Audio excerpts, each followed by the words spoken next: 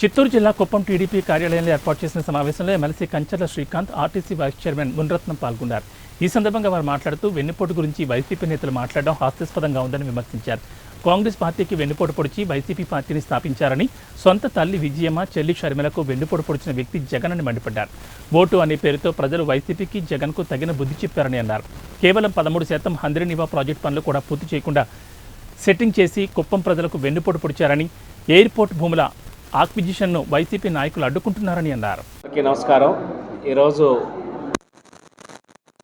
కార్యాలయంలో ఈ మీడియా సమావేశం ఏర్పాటు చేయడానికి ముఖ్య కారణం, జగన్మోహన్ రెడ్డి గారు ఒక మంచి హాస్యాస్పదమైన కార్యక్రమానికి శ్రీకారం చుట్టారు.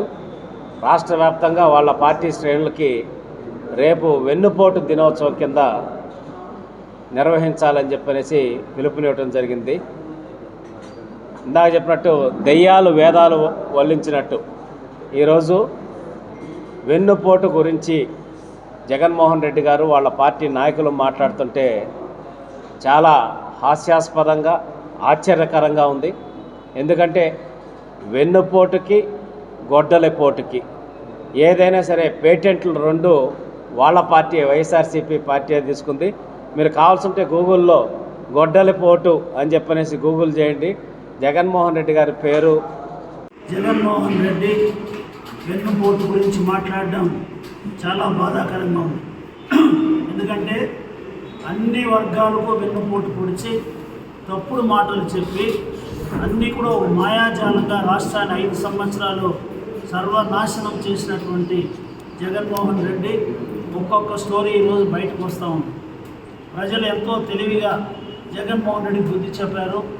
40% స్ట్రైక్ రేట్తో తెలుగుదేశం కూటమి ప్రభుత్వాన్ని ఈరోజు ఏర్పాటు చేశారు. నారా చంద్రబాబు నాయుడు గారు కుదేలైనటువంటి రాష్ట్రాన్ని, ఆర్థికంగా మొత్తం సంక్షోభంలో ఉన్న రాష్ట్రాన్ని ఈరోజు బాగు చేయాలని రాత్రి పగులు కష్టపడుతున్నారు.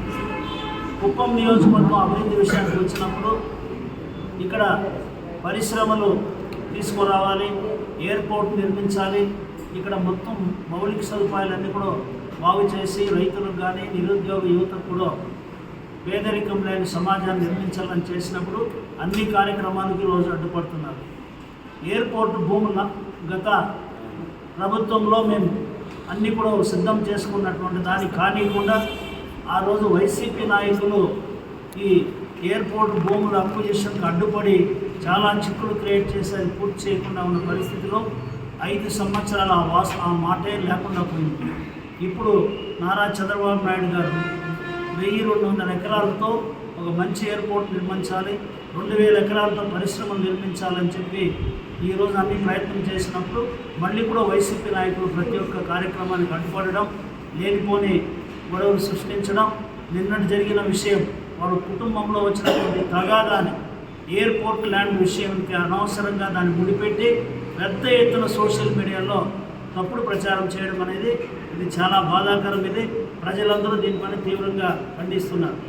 మొన్న జరిగినటువంటి మహానాడు అత్యద్భుతం, నా భూతో నా భవిష్యత్ అన్న రీతిలో కడపలో జరిగినటువంటిది. కడప ప్రజానీకం కానీ అక్కడ ఉన్నటువంటి మొత్తం నాయకులు కూడా ఏకపక్షంగా